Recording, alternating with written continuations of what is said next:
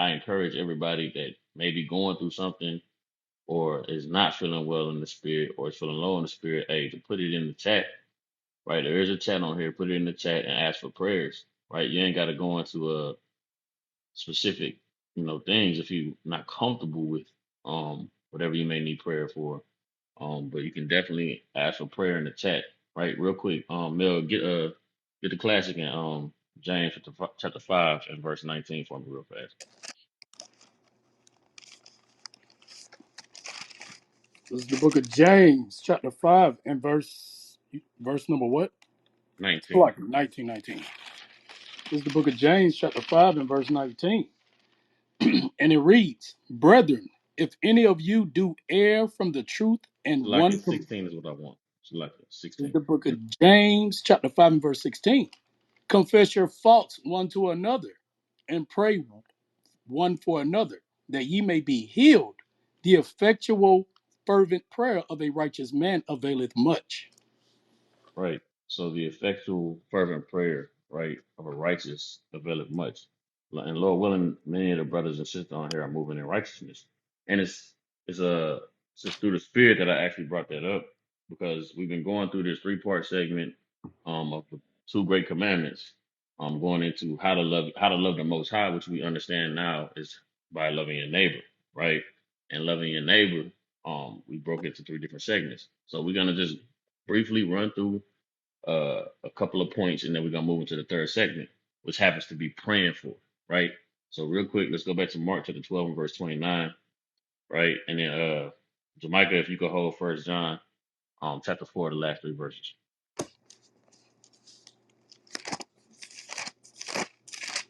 This is the book of Mark, chapter 12, and verse 29. And Yahweh shall answer to him, the first of all the commandments is, Hear, O Israel, the Lord our God is one Lord. Verse 30. And thou shalt love the Lord thy God with all thy heart, and with all thy soul, and with all thy mind, and with all thy strength. This is the first commandment. Verse 31. And the second is like, namely this, thou shalt love thy neighbor as thyself. There is none other commandment greater than these. Right. So the first commandment is to love the Lord thy God with all thy heart, with all thy soul. And the second, it says is likely, namely, like unto this, meaning they're one and one. They're very similar commandments, right? And what makes them a similar commandment? Because how do you actually love the Most High, right? Jamaica, if you got that, First John chapter 4 and the last three verses, read that from Brother Chuck. Uh, 1 John 4 and 19. We love him because he loved us.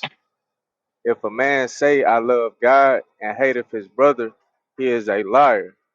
For he that loveth not his brother whom he have seen, how can he love God whom he have not seen? And this commandment have we from him, that he who loveth Yahweh love his brother also. Right?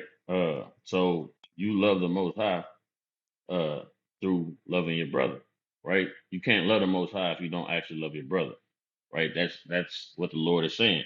So that's how you actually love the Most High, through loving your brother, right? And we say the term brother, but it's the same for your sister, right? The same way that a woman serves the Most High, right, through serving her husband when she's married, is a very similar way that we serve the Most High through serving one another, right? It's the order the Most High set up, the perfect love. Real quick, get Second John 1 and 6, Bible shot.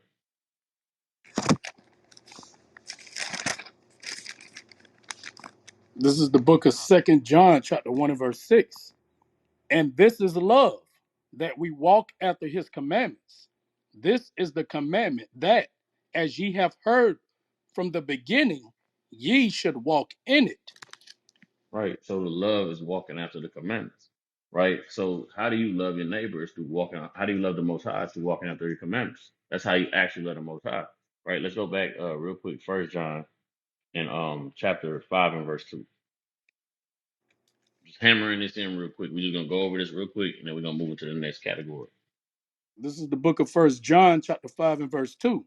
By this we know that we love the children of Yahweh, when we love Yahweh and keep his commandments. For this is the love of God, that we keep his commandments, and his commandments are not grievous. Right. So literally, this is how we love the Most High, right? By keeping His commandments. You gotta love the children of the Most High by keeping the commandments, right? And the two great commandments we just read, right, is to love your neighbor as yourself. So we've been going into in this segment the way that you love your neighbor as yourself, because many people in Israel they quote it all the time. They say it all the time. They say it to each other 24/7. You gotta love your neighbor as you love yourself. But often they have no idea how to do it. In the many classes I've ran, the many prospect classes, so on and so forth, I've always asked that question. I've never got the answer. I've always heard "as thyself." Nobody's ever went into actually breaking it down. You got to be able to actually go in there and break it down to know how to apply this to your life. And if you can't apply this to your life, then guess what? You can't properly love the Most High, right? So, what was the first two categories we went to? We're not going to go through all the precepts of each category. We're just going to touch on what they were for anybody that may not have been in the class, right? So, the first category was what? To exhort your neighbor. So, if you could, Jamaica, get Galatians chapter 6 and verse 1, and then Romel, if you could get Romans chapter 15 and verse 1. Con. Galatians 6 and 1. Brethren, if a man be overtaken in a fault, ye which are spiritual, restore such an one in the spirit of meekness, considering thyself, lest thou also be tempted. Bear ye one another's burdens, and so fulfill the law of Christ. Right. So a form of exhorting somebody is bearing a burden. How do you bear somebody's burden? Right. You can literally put on a fast. You can literally fast for a brother. Right. You can exhort the brother by saying, "Hey, I'm let's go on a fast," or throw up a fast for a brother in the time of his weakness, for his strength, for what he may be going through. Right. So on and so forth. That's a way. That's a way of literally exhorting a brother. Exhortation doesn't always have to come in a way of you know saying the right words, which we're going to get that as well real quick because the words are very important as well, right? But nonetheless, but that's not the only way to exhort somebody. Go ahead, what you got, Mill? Baba Kashab.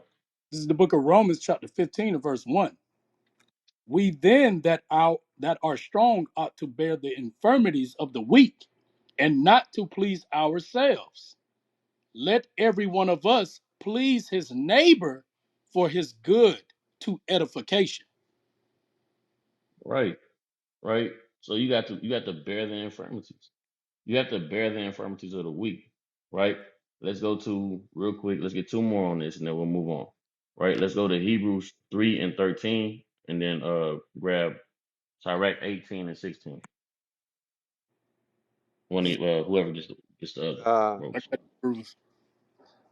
This is the book of He. oh, what, Salakia, what was the other one? Because I was about to go in Hebrew. Sirach 18 and 16. Con. This is the book of Hebrews, chapter 3, and verse 13. But exhort one another daily, while it is called today, lest any of you be hardened through the deceitfulness of sin. Right. You have to exhort one another daily. Right. Hey, brothers, we always stress in the body in the congregation. I know everybody on this in this classroom is not in the congregation. We always stress being active in our chats, whether it's the sisterhood chat or it's the men's chat. We always stress being active, and the main purpose of being active in the chat is to continue to exhort brothers. Ask brothers, hey, how y'all feeling in the spirit today? Brother, some brother may say mighty, some brother may say smooth, and then you may have one brother say, man, I'm low, I'm going through it. Now you have the opportunity to exhort that brother, right? So exhorting is extremely important. It's extremely important to continually do it daily because every single day in this flesh we get beat up. In this captivity we get beat up, right? And in this truth we're trying to do one thing, endure, right? And sometimes you need that extra push. Remember, it says love thy neighbor as love thy neighbor as thy love thyself, right? So yourself, you want to be exhorted. You feel the need for exhortation, and you want it. So if you want that exhortation, how much more so should you be giving that to your neighbor, right? Go ahead, what you got, Jamaica Baba Shah. Con. Sirach 18 and 16. Shall not the dew assuage the heat? So is a word better than a gift. Right. So a word is better than a gift. Why is a word better than a gift? Because a word can literally exhort somebody, and especially the words of the Most High. But it doesn't always have to be that, right? But especially the words of the Most High, right? That just like the dew assuages the heat, right? Right? You hot as hell, hey, and some rain start coming down. You like, oh Lord, we needed that rain. It's the same way when you going through affliction, because affliction is likened unto heat.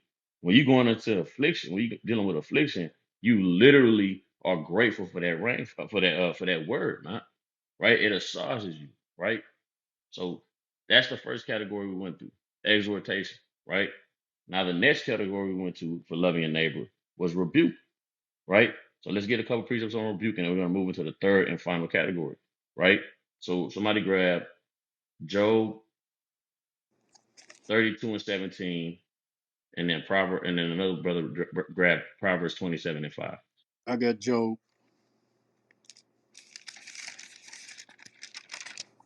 32 and 17. Huh. This is the book of Job, chapter 32 and verse 17. I said, I will answer also my part. I also will show mine opinion, for I am full of matter. The spirit within me constraineth me. Behold, my belly is as wine, which hath no vent. It is ready to burst like new bottles. I will speak that I may be refreshed. I will open my lips and answer. Let me not, I pray you, accept any man's person, neither let me give flattering titles unto man. Right. It says, "Let me not accept any man's person." So when we go into rebuke, it's important to understand it doesn't matter who you're rebuking, right? It doesn't matter who it may be. Nobody is above being rebuked. So you have to rebuke that person if you love them. It doesn't matter if it's your mama, no matter if it's your daddy, no matter if it's your best friend, no matter if you're in a congregation, it's the head of your camp. If the brother is going off, it's your job and your duty to rebuke him, right? Let's get the classic precept, Leviticus 19 to 15, and bring out what you got, Jamaica.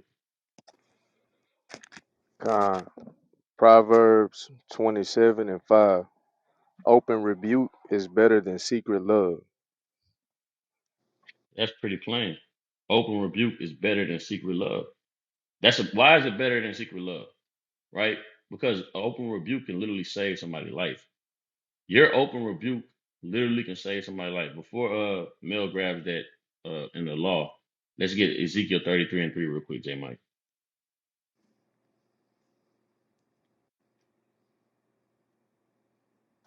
Con. Ezekiel 33 and 3. If when he seeth the sword come upon the land, he blow the trumpet and warn the people. Then whosoever heareth the sound of the trumpet and taketh not warning, if the sword come and take him away, his blood shall be upon his own head. He heard the sound of the trumpet and took not warning, his blood shall be upon him. But he that taketh warning shall deliver his soul. See that? So you literally, it doesn't matter who it is, you have to be willing to rebuke this person because you have the ability to save their soul, man. You have to. Right? And then there's a flip side if you don't do it. This is what people got to fear the Lord. This is something to take in consideration to help you fear the Lord. And when you think about not rebuking somebody, right? Read on. Con, verse 6. But if the watchman see the sword come, and blow not the trumpet, and the people be not warned, if the sword come, and take any person from among them, he is taken away in his iniquity. But his blood will I require at the watchman's hand. So when you know better and you see somebody going off, the head of your camp, one of the sisters in your sisterhood, your homegirl, your brother, it don't matter who it is, and you decide to withhold that, right? The Lord is gonna require that blood at your hands. Right? So that's how you know rebuke is a very strong part of loving your neighbor. That's how you know it has to be one of these categories, right? Go ahead, Mel. This is the book of Leviticus, chapter 19 and verse 15. Ye shall do no unrighteousness in judgment. Thou shalt not respect the person of the poor, nor honor the person of the mighty. but in righteousness shalt thou judge thy neighbor. So it doesn't matter who it is. It doesn't matter if it's somebody that's righteous. I mean, not righteous, but so like somebody that's poor, somebody that's mighty, rich, whoever it may be. You have to judge righteously, and righteous judgment is also goes into a form of rebuke. If you judging a matter righteously, right, you understand the law, and you see, your brother going off, right, he eating down, pork, and you don't say nothing about it. Well, that's my big brother. Well, brother, you respecting persons, right? You can't respect those persons, and that's one of the biggest problems with our people. They have a respect of persons. They'll feel inside somebody they know is going off, right? And they won't say a word about it because they respect who they are more than they respect the word of the Most High, right? You can't have that type of spirit, right? So loving your neighbor. First category we went through, exhortation. Second category we went to, rebuke. Right. The third category and the final category is praying for. It is extremely important if you love your neighbor as yourself to be praying for your neighbor. It is extremely important to be doing this. Right. Literally, you can't say when you're going through hell that you're not wanting prayer. So if you want prayer when you go through hell, you got to make sure that you're praying for your people individually and collectively. Yes, you can say prayers for Israel, but you also need to be saying prayers for individuals, right? So, give me the book of Daniel chapter 9 and verse 10, Mel, and then Jamaica, if you could hold the prayer as Azariah or the song of three holy children. We're gonna start at the top. This is the book of Daniel, chapter 9 and verse 10. Neither have we obeyed the voice of the Lord our God to walk in his laws, which he set before us by his servants the prophets. Yea, all Israel have transgressed thy law. So like, let's E- read up. Let's get better context. Start at verse 6, I believe. This is the book. What you want me to read through? Read down to about 13. Con. This is the book of Daniel, chapter 9 and verse 6. Neither have we hearkened unto thy servants, the prophets, which spake in thy name to our Now it's king, important to remember, so like it's important to remember this is not Daniel just talking to anybody. This is Daniel praying for Israel. Right? Go ahead, Shalak King. which spake in thy name to our kings, our princes, and our fathers, and to all the people of the land. O Yahweh, righteousness belongeth unto thee, but unto us confusion of faces, as at this day, to the men of Judah and to the inhabitants of Jerusalem, and unto all Israel that are near and that are far off, through all the countries, whither thou hast driven them, because of their trespass that they have trespassed against thee. O Yahweh, to us belongeth confusion of face, to our kings, to our princes, and to our fathers, because we have sinned against thee. To the Lord our God belong mercies and forgiveness, though we have rebelled against him.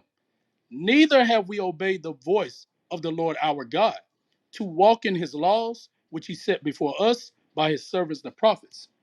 Yea, all Israel have transgressed thy law, even by departing, that they might not obey thy voice. Therefore the curse is poured upon us, and the oath that is written in the law of Moses, the servant of Yahweh, because we have sinned against him, and he have confirmed his words which he spake against us and against our judges that judged us, by bringing upon us a great evil. For under the whole heaven have not been done as hath been done upon Jerusalem. As it is written in the law of Moses, all the evil is come upon us, yet made we not our prayer before the Lord our God, that we might turn from our iniquities and understand thy truth. And it's pretty plain, right? That's Daniel praying. Hey, Daniel wasn't wicked, man. Yet he just prayed for all Israel and all the various wicked acts that Israel has committed, man. And that's a very important thing to understand, right? So that's the thing that's part of it. We got to pray for the whole nation, right? But you also got to pray for brothers and sisters individually, right? We have to do this. This is a big form of loving your people, big form of loving your neighbor, right? Go ahead, what you got, Jamaica, and if you could, Melvin, hold Numbers 11 and 1. Khan, prayer Azariah from the top. And they walked in the midst of the fire, praising Yahweh and blessing the Lord. Then Azarias stood up and prayed on this manner, and opening his mouth in the midst of the fire, said, Blessed art thou, O Lord God of our fathers. Thy name is worthy to be praised and glorified forevermore. For thou art righteous in all the things that thou hast done to us. Yea, true are all thy works, thy ways are right, and all thy judgments truth. In all the things that thou hast brought upon us, and upon the holy city of our fathers, even Jerusalem, thou hast executed true judgment. For according to truth and judgment didst thou bring all these things upon us because of our sins. For we have sinned and committed iniquity, departing from thee. In all things have we trespassed, and not obeyed thy commandments, nor kept them, neither done as thou hast commanded us, that it might go well with us. Wherefore, all that thou hast brought upon us, and everything that thou hast. Shh, go in the house. Salakia. Wherefore, all that thou hast brought upon us, and everything that thou hast done to us, thou hast done in true judgment. And thou didst deliver us into the hands of lawless enemies, most hateful forsakers of God, and to an unjust king, and the most wicked in all the world. And now we cannot open our mouths, we are become ashamed and reproach to thy servants and to them that worship thee. Yet deliver us not up wholly for thy name's sake, neither disannul thou thy covenant, and cause not thy mercy to depart from us, for thy beloved Abraham's sake, for thy servant Isaac's sake, and for thy holy Israel's sake, to whom thou hast spoken and promised So, that like, thou right there is wouldest good, King. So, right, multiply. so literally, if anybody knows who the people, for the people who don't know who the prayer Azarias is or the song of the pure holy children, it's just Shadrach, Meshach, and Abednego, right? The men that were thrown into the cast into the fiery furnace. And if you go and look in that account in Daniel the third chapter, you will see that these brothers, hey, they stood boldly for the Most High to get thrown into the furnace. Right, they stayed away from the king's dainty meats, meaning his wicked offerings and sacrifices. So they themselves were keeping the commandments, right? But if you listen to this prayer, their prayer wasn't praying saying, "Hey, well, I kept the commandments." It's about me, right? They prayed for all of Israel in the midst of the fire.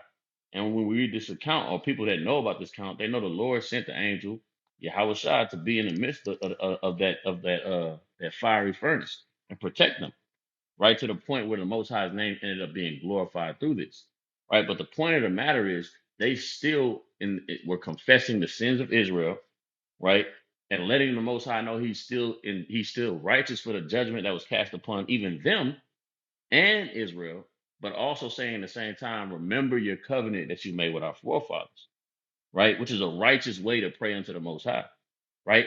But the thing to get out of this, one of the things to get out of this is that they're praying for their people. They're praying for their people. They're not just throwing up prayers for themselves. A lot of us throw up prayers for only what we go through, only what we're dealing with. I'm going through hell.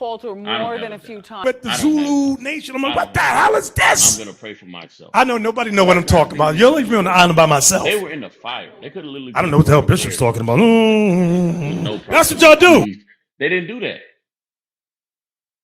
right? They threw up prayers unto the Most High for Israel, right? Jamaica, if you can, hold Numbers 21 and I believe verse 7. Go ahead, what you got, Mel? This is the book of Numbers, chapter 11 from the top. And when the people complained, it displeased the Lord, and the Lord heard it. And his anger was kindled, and the fire of the Lord burnt among them.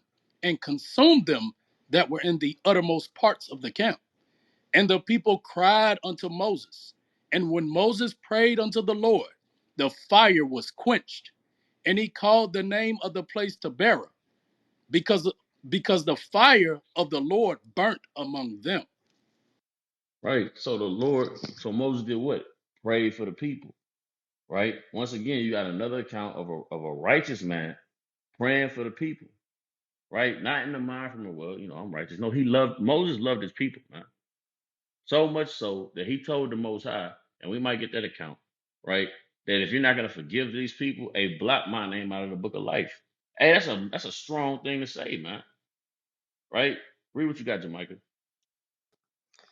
Con. This is Numbers 21 and 6 for context. It says, "And the Lord sent fiery serpents among the people, and they bit the people, and much people of Israel died. Therefore the people came to Moses and said, We have sinned, for we have spoken against the Lord and against thee.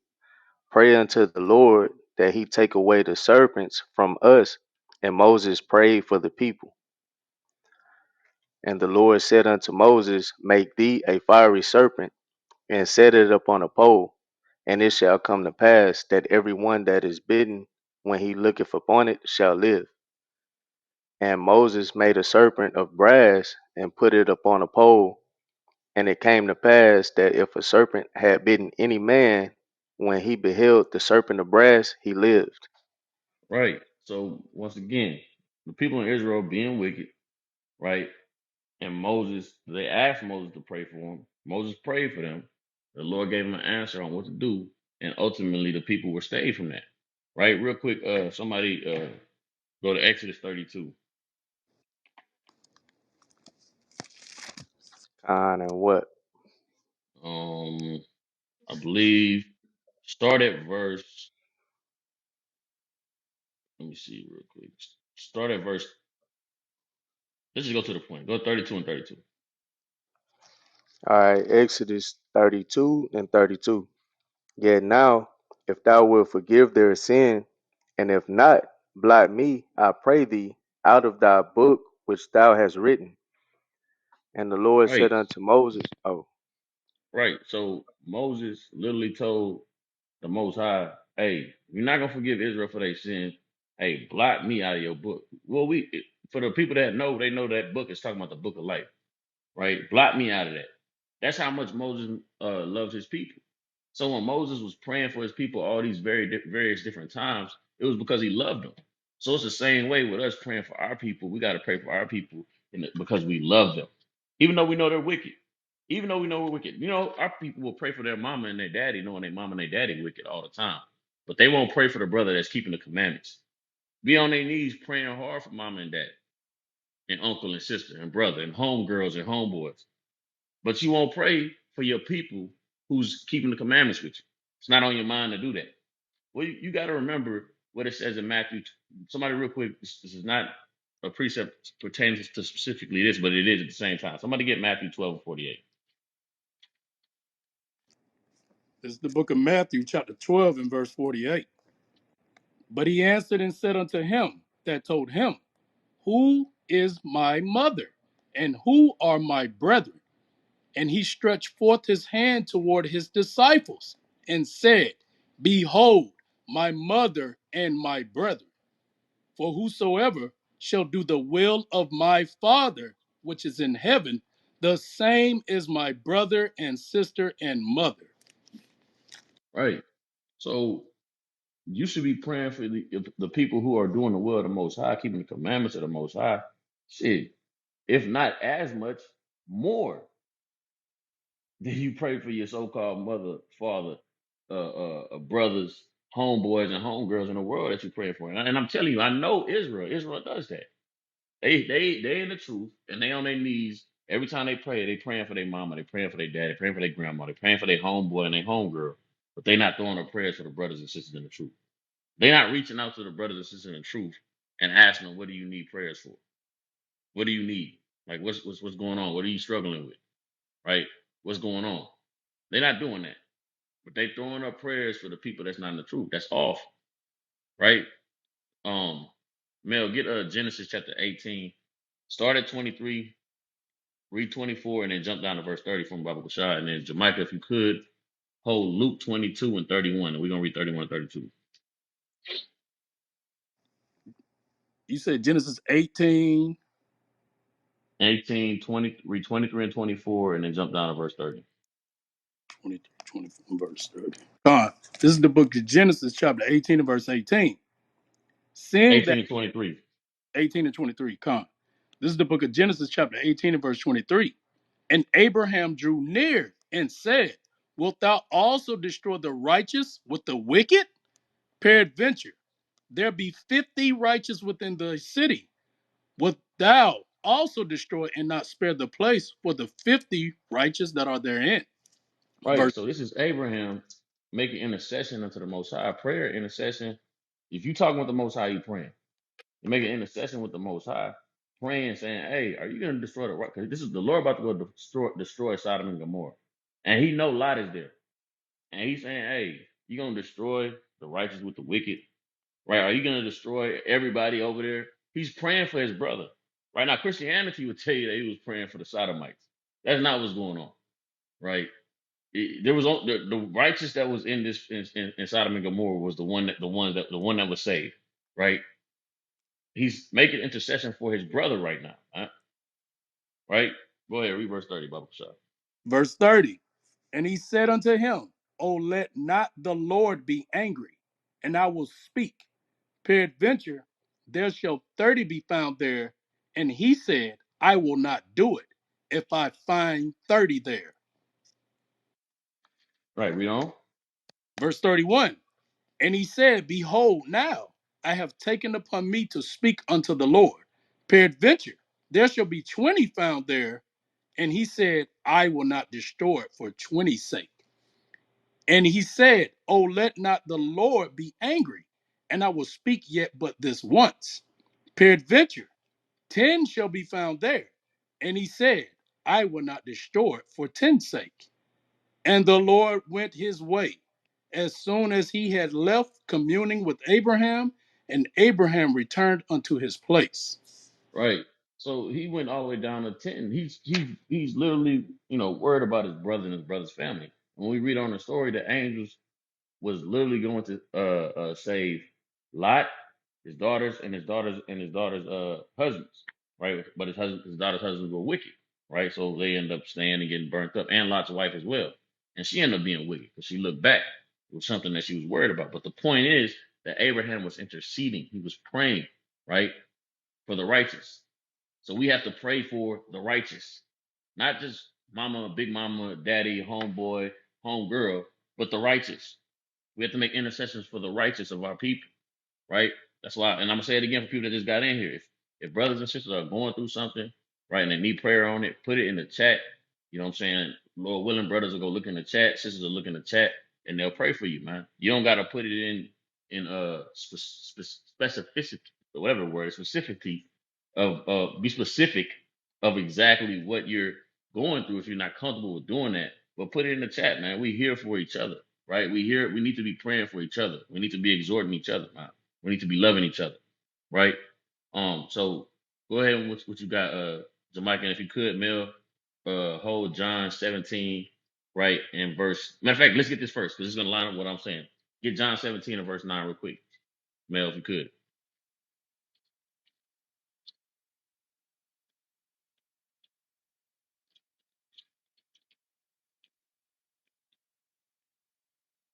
You on mute, King. Salaki.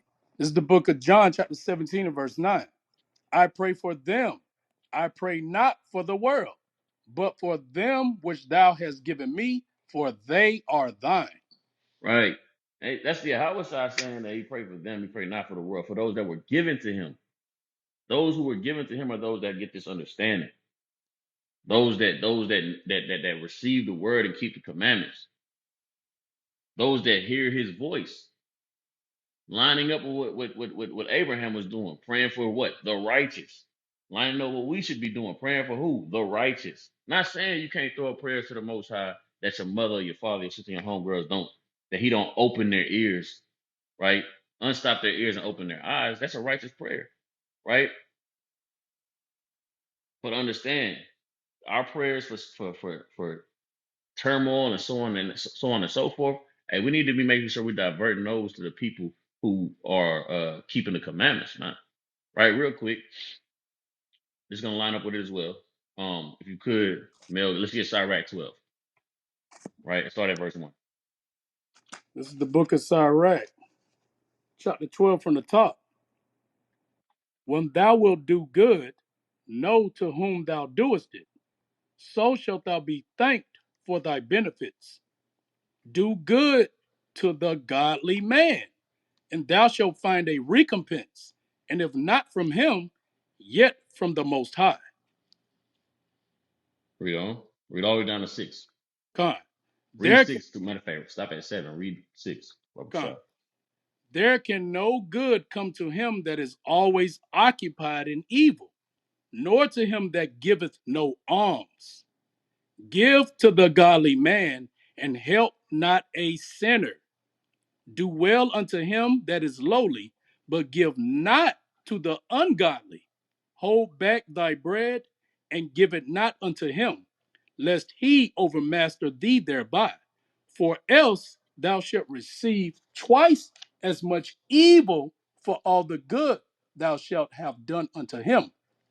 For the Most High hateth sinners, and will repay vengeance unto the ungodly, and keepeth them against the mighty day of their punishment.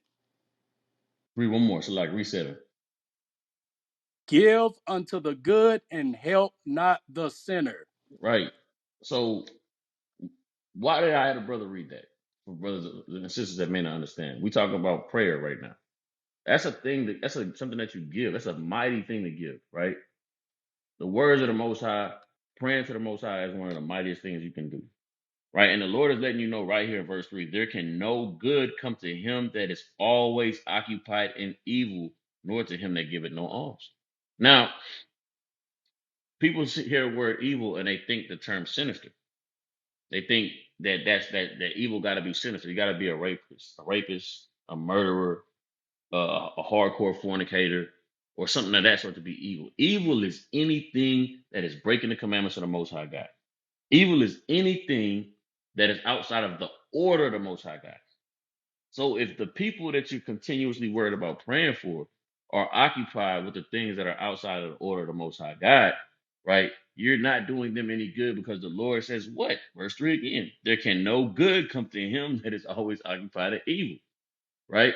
The Lord ain't worried about damn healing Big Mama from her damn gout and diabetes when Big Mama saying out her own mouth to you, I'm not gonna stop eating pork. Big Mama looking at you telling you, I'm not gonna stop eating pork. She dying from eating the pork and ain't gonna stop eating it. And you on your knees praying about that. But then you got a brother in the truth or a sister in the truth who's going through turmoil and a hard time, and you're not thinking about praying for them. You gotta examine that, right? You gotta examine that, making sure that you are praying for the righteous, just like Abraham was doing. Not saying that you can't pray for people that's not in the truth. I would be a liar to say that. You definitely should and could, right? But it's very important to remember to be praying for those who are keeping the commandments, right? Let's go ahead with what you got, Jim Michael Baba Shah. God, it's Luke 22 and 31. And the Lord said, Simon, Simon, behold, Satan hath desired to have you, that he may sift you as wheat. But I have prayed for thee, that thy faith fail not, and when thou art converted, strengthen thy brethren. Right. This is Yahweh Shah saying he prayed for Peter, man. So if Yahweh Shah prayed for Peter, right? Because he knows Satan desires to have him, and you know Satan desires to have all your brothers and sisters. You should be praying for them just like Yahweh Shai was praying for Peter. The same way, with the same magnitude. Right? He said, when thou art converted, strengthen thy brethren, which means to exhort your brethren. Pray for your brethren. Those are forms of strengthening them. So it was a direct commandment given unto Peter from Yahweh Shai to literally, once you're converted, strengthen your brethren. We have to move and operate the same way, understanding that, right? Jamaica whole second Ezra chapter 3 and verse 1, and then Mel, if you can get First Kings chapter 8 and start at verse 40, 44. We're gonna jump around a little bit. Read 44, 45. Well, just read 44 all the way down to about 51. This is the book of First Kings, chapter 8 and verse 45. Then hear thou in heaven their prayer and their supplication, and maintain their cause. If they sin against thee, for there is no man that sinneth not, and thou be angry with them, and deliver them to the enemy, so that they carry them away captives unto the land of the enemy, far or near. Yet if they shall bethink themselves in the land whither they were carried captives, and repent, and make supplication unto thee and them that carried them captives, saying, we have sinned and have done perversely. We have committed wickedness, and so return unto thee with all their heart and with all their soul, in the land of their enemies, which led them away captive, and pray unto thee toward their land, which thou gavest unto their fathers, the city which thou hast chosen, and the house which I have built for thy name. Then hear thou prayer, and their supplication in heaven, thy dwelling place, and maintain their cause, and forgive thy people that have sinned against thee, and all their transgressions wherein they have transgressed against thee, and give them compassion before them who carried them captive, that they have compassion on them. Right. So this is King Solomon. He a king, the richest king in the world.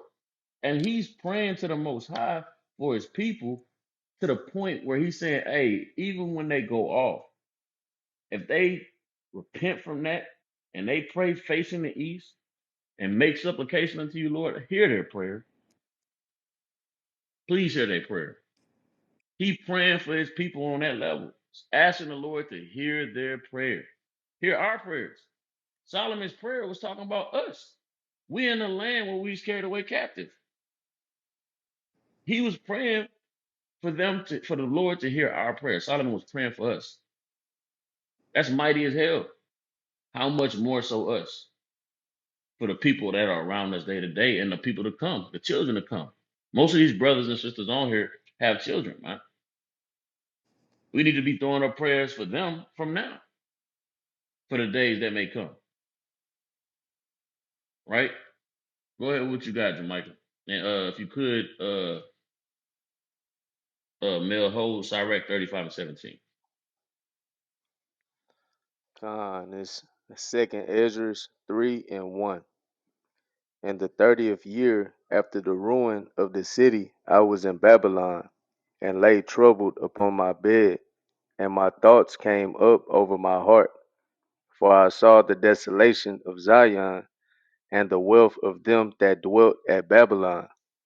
And my spirit was sore moved, so that I began to speak words full of fear to the Most High. So, once again, Ezra is seeing his people and what they're going through and how his place was destroyed. And what is Ezra doing? Ezra's praying unto the Most High. Right? We're not going to go into the whole prayer. If you want to go into the prayer, that's second, as third chapter. Right? It's a mighty and righteous prayer. You can go into that. But the point is that Ezra literally threw up prayers unto to the Most High for Israel when he seen the destruction of his people, man. We teach downtown here in Houston for the brothers here in Houston, Sons of Zion, Houston, right? And the brothers in Orlando, they teach downtown and Sons of Zion or for Sons of Zion Orlando. And the brothers in Atlanta, they teach downtown for Sons of Zion Atlanta. And you can ask any one of those brothers, right, how awful our people look and are and how destroyed they are downtown. We see some of the most craziest things downtown. Things that are literally, we saw a brother, he couldn't be no older than 20, 22 years old. And we see him all the time. He's bugged out of his mind, drugged out of his mind. He's waxing worse every time we see him. And to see somebody 22 years old and he's digging in the trash for food. right? These are the things. These are the things that we see. Are we praying for these things? Because Ezra saw the destruction of his people. He was praying for those things. We have to be praying for these things. These things should be bring tears to our faces, man. A lot of our people, they kind of see it and they just, yeah, it is what it is. That's our people, the destruction of our people. This is what the so-called white man has done to our people by formulating drugs like crack. Then after he formulated crack, he formulated another drug called K2, synthetic weed, which is destroying a lot of our young people right now. We got to be praying for our people, man, continuously, right? Jamaica, hold second Ezra 5:20. Bring out Sirach 35:17. This is the book of Sirach, chapter 35 and verse 17. The prayer of the humble pierceth the clouds. Until it come nigh, he will not be comforted, and he will not depart till the Most High shall behold to judge righteously and execute judgment. The prayer of the humble pierces the clouds, man. Right? That's I mean that's playing upon tables, right? Read second Ezra 5:20 and Melvin, if you could hold Proverbs 15:29. Second Ezra 5:20. And so I fasted 7 days, mourning and weeping, like as Uriel the angel commanded me. And after 7 days, so it was that the thoughts of my heart were very grievous unto me again, and my soul recovered the spirit of understanding, and I began to talk with the Most High again, Right. and said, So we ain't got to go into exactly what he said. The point is, if he's talking with the Most High, he's praying. So now he's praying unto the Most High, right? After he fasted, makes supplications, and he weeps, and he's weeping for his people. And then he began to talk with the Most High again, began to pray unto the Most High again for his people. He's not praying for himself. Ezra was. Let's get it real quick. While you in second Ezra chapter 5, I believe it's in the 5th chapter. Let's read up to let's see if Ezra was somebody that had to be worried about it. Read verse 17, 16 and 17 real quick. verse 16. And in the second night it came to pass that Salathiel, the captain of the people, came unto me, saying, Where hast thou been? And why is thy countenance so heavy? Knowest thou not that Israel is committed unto thee in the land of their captivity? So it says that Israel was committed unto him, meaning Ezra was a man of stature in Israel. He wasn't some low level person that had to be, worried about what's going on with him.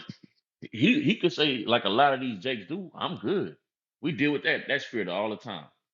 I'm good. You know what I'm saying? I'm straight. I ain't cursed. I'm straight. I'm making it. He could have had that spirit on him. But he didn't have that spirit on him. He was in continual sorrow and worrying for his people and in continual prayer for his people. And the Lord deemed him righteous for such a thing, man. Which is why Ezra had so much prophecy revealed unto him, right? Jamaica, if you can, go back and hold James 5 and 16, which we read it already, but we're going to read it again. Read Proverbs 15 and 29 about the shop. Mel. This is the book of Proverbs, chapter 15 and verse 29. The Lord is far from the wicked, but he heareth the prayer of the righteous. See, that's very plain, man.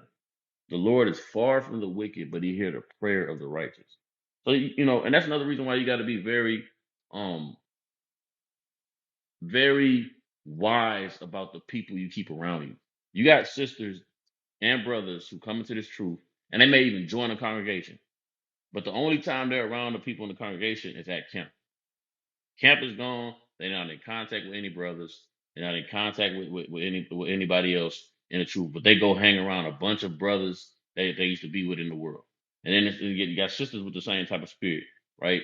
They in a sisterhood, but the only time you see them or hear from them, or sisters see them or hear from them, is on the feast day. They kind of show up at a feast day.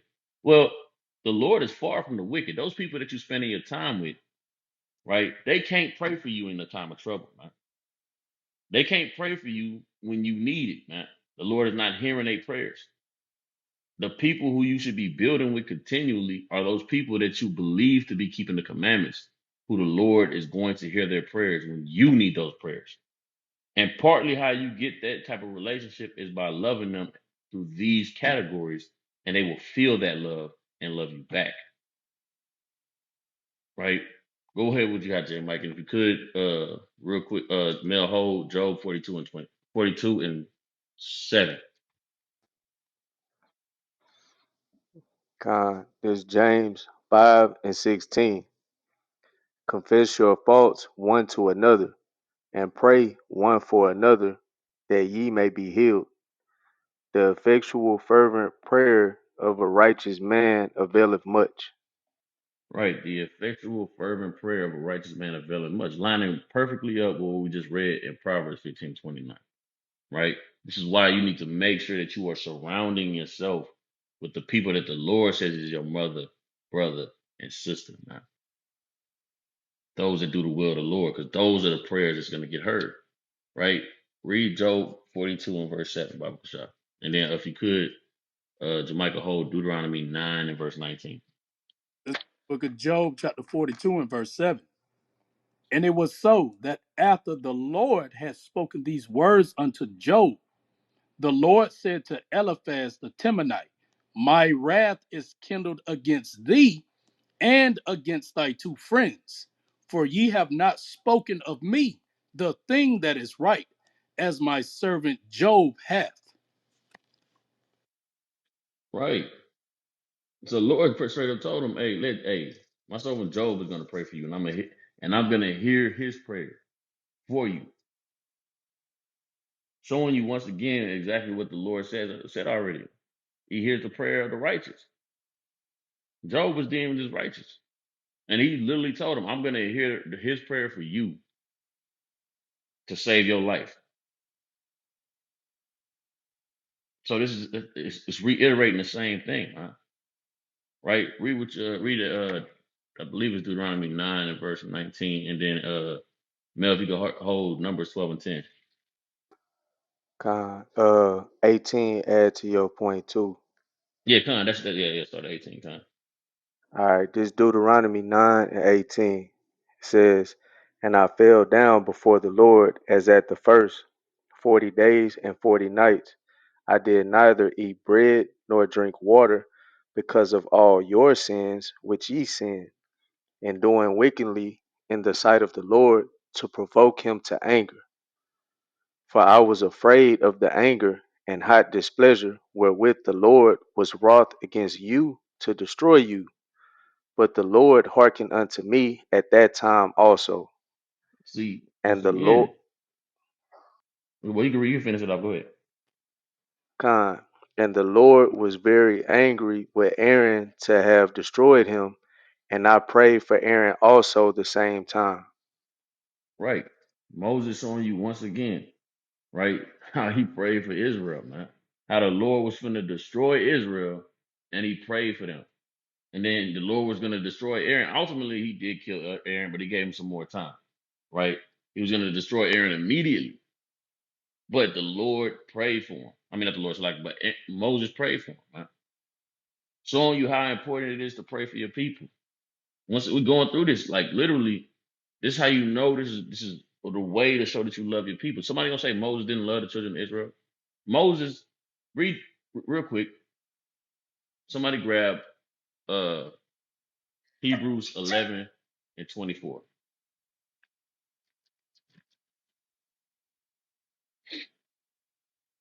Book of Hebrews, Con, oh, in verse 4. You got it, King? nah, you got it. This is the book of Hebrews. Con. This is the book of Hebrews, chapter 11, and verse 4.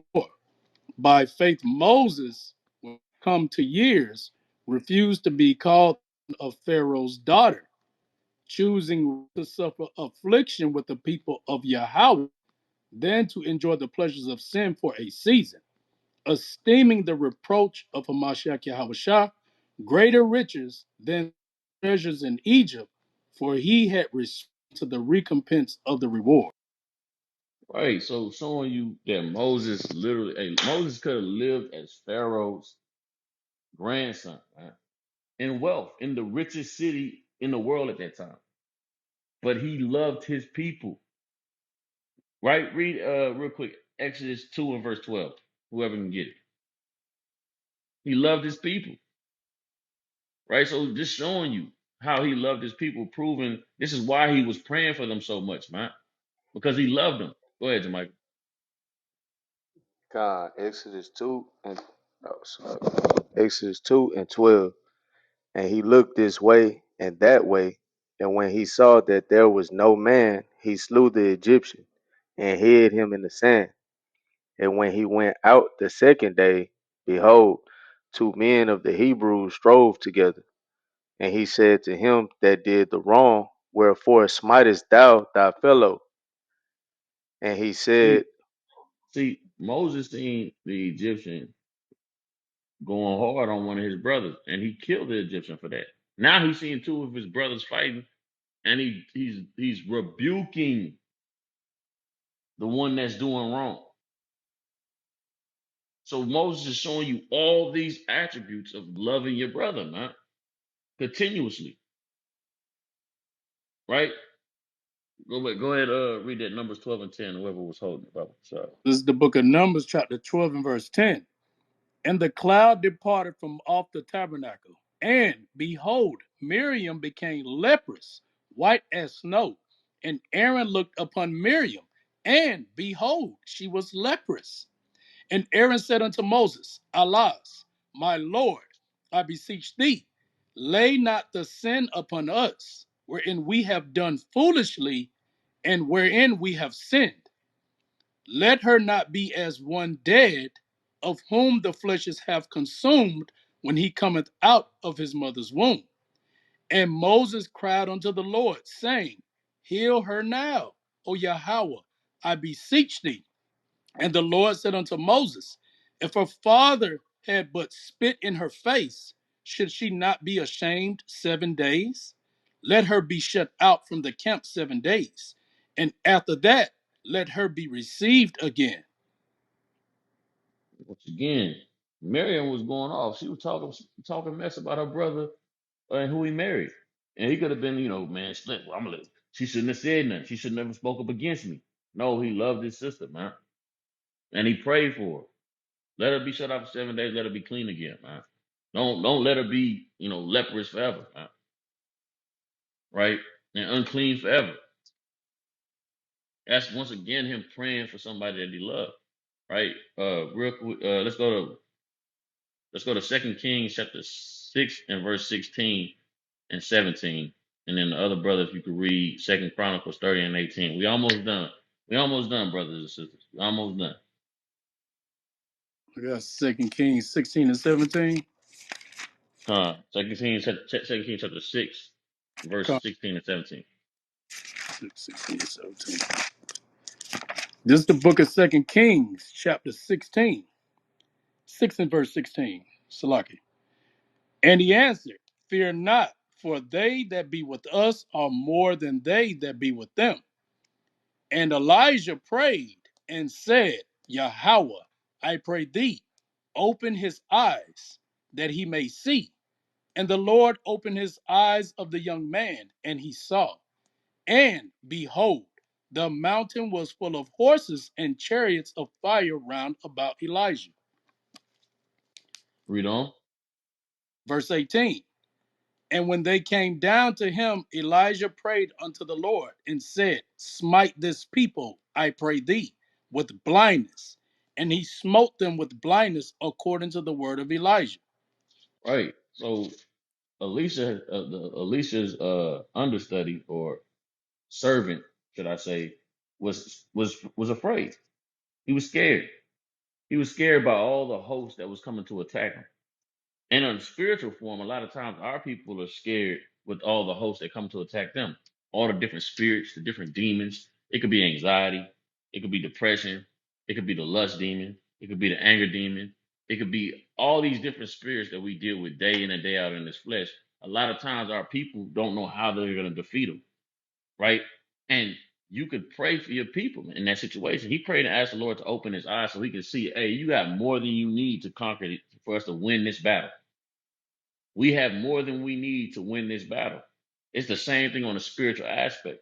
We have more than we need to win what we see physically. It's so much working around us that we don't see.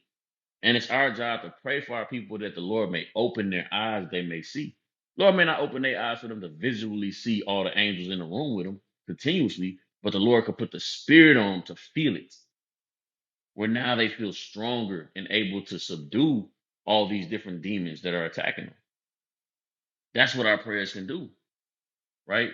Read what you got, Jamaica, and if you could, mail whole Acts 7 and 55. Con, it was Second Chronicles 30. Yeah, in verse 18. All right, con. Verse 18. For a multitude of the people, every Salakia, even many of Ephraim and Manasseh, Issachar and Zebulun had not cleansed themselves, yet did they eat the Passover otherwise than it was written. But Hezekiah prayed for them, saying, the good Lord pardon every one that prepareth his heart to seek God, the Lord God of his fathers, though he be not cleansed according to the purification of the sanctuary. And the Lord hearkened to Hezekiah and healed the people.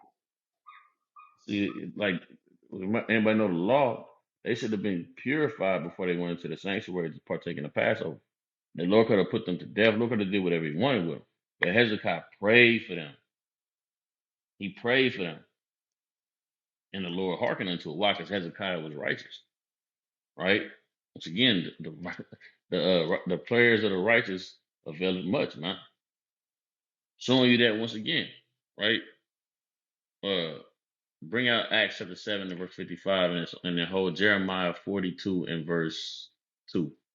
Do you want me to read all the way through 60? Yeah, I think so. I think that's probably best. Come. This is the book of Acts, chapter 7, and verse 55.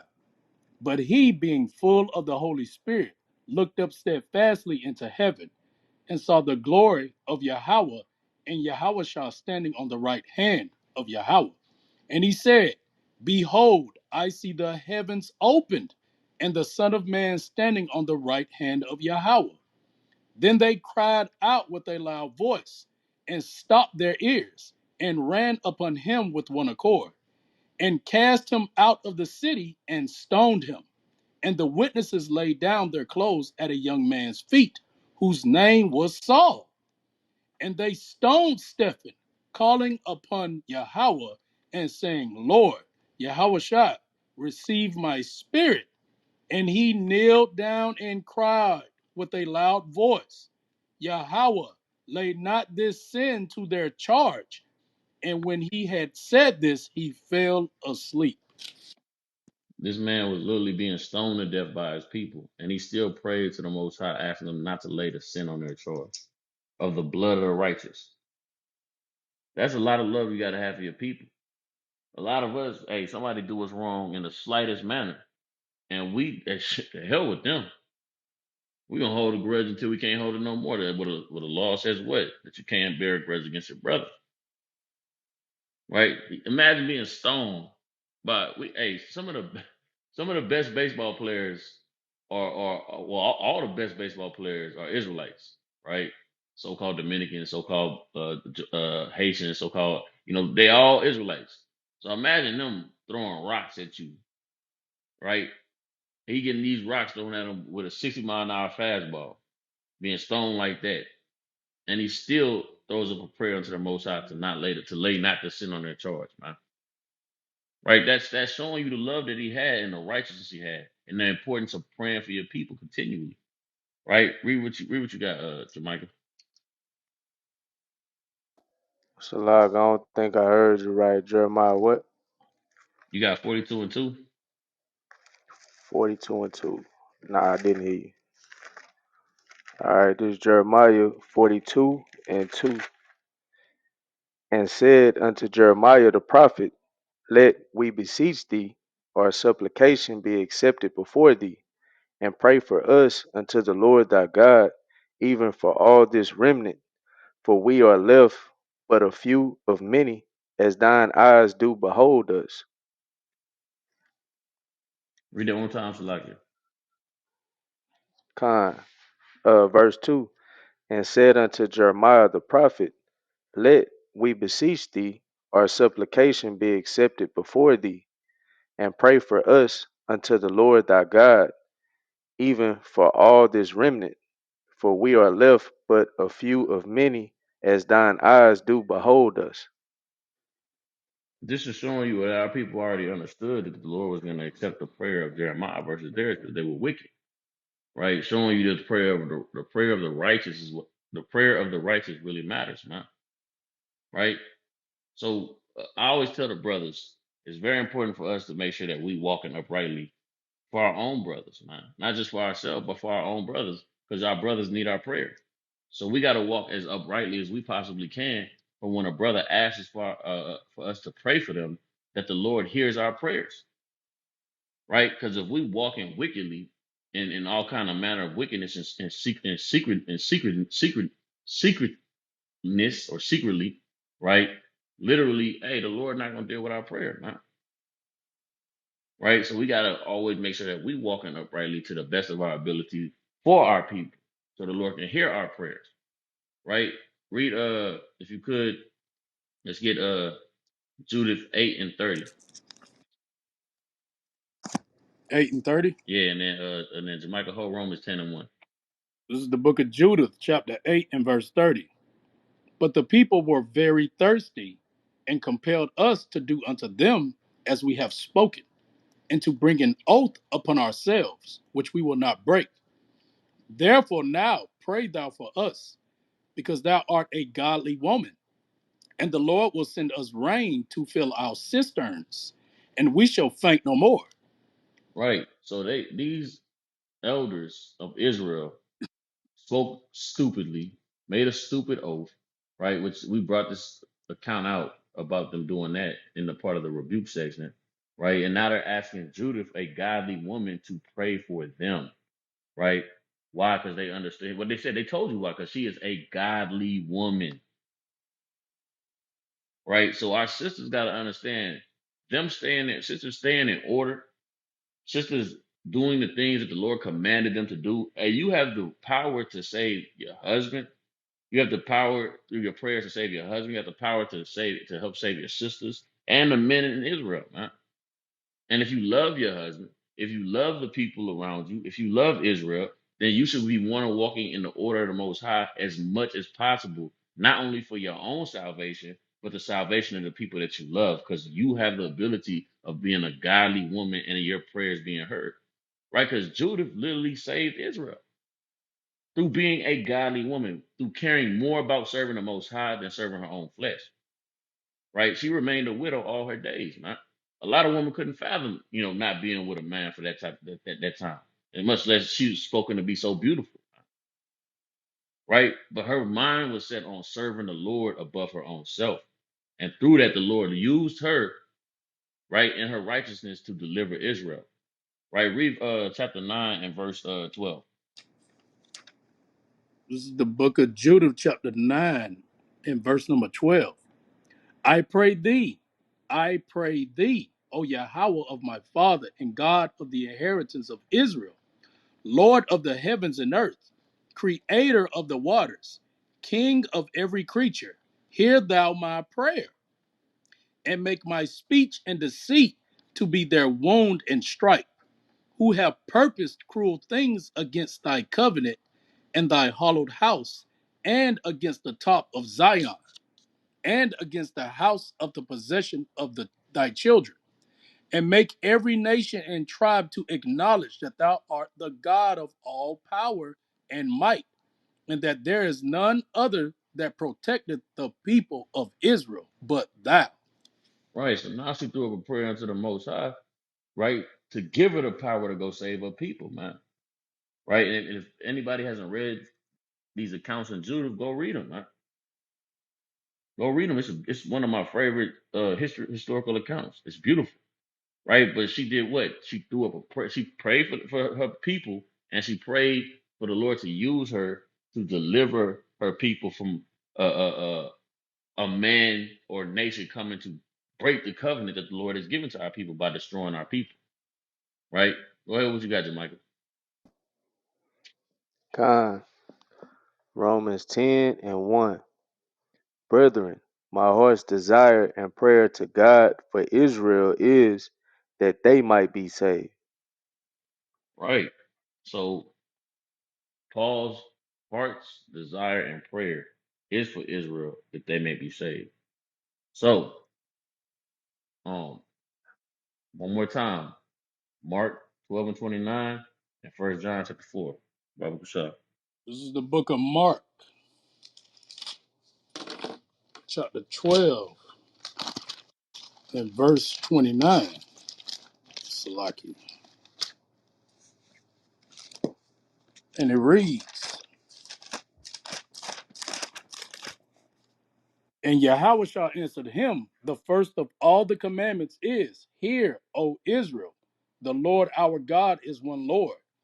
And thou shalt love the Lord thy God with all thy heart, and with all thy soul, and with all thy mind, and with all thy strength. This is the first commandment. And the second is like, namely this: thou shalt love thy neighbor as thyself. There is none other commandment greater than these. Right.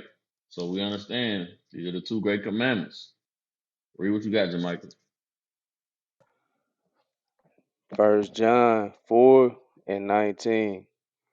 We love him because he first loved us.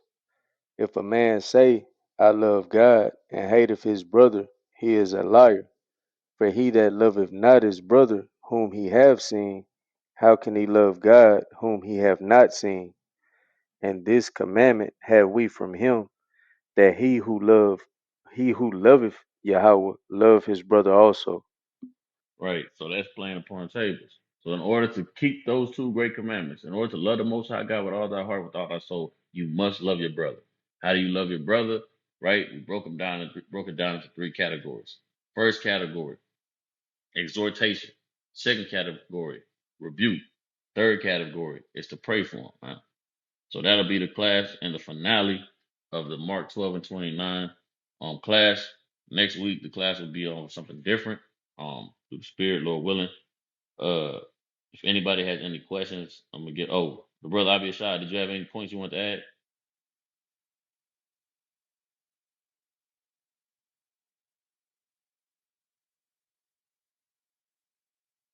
Brother may be away. All right, Hey, so Salakia, I don't have anything out of one. all right, con. All right, so if anybody has any questions, comments, concerns, go ahead and raise your hand. Bring you up on stage and allow you to ask your question. It doesn't have to be pertaining to the class. It could be, about anything. And once again, if you have anything, any prayer requests, put them in the chat.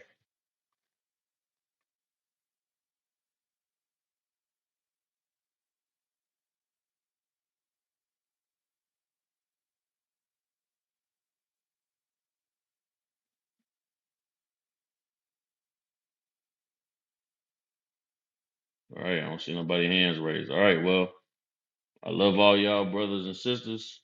Until next week, Shalom. Shalom. Shalom, Shalom. family.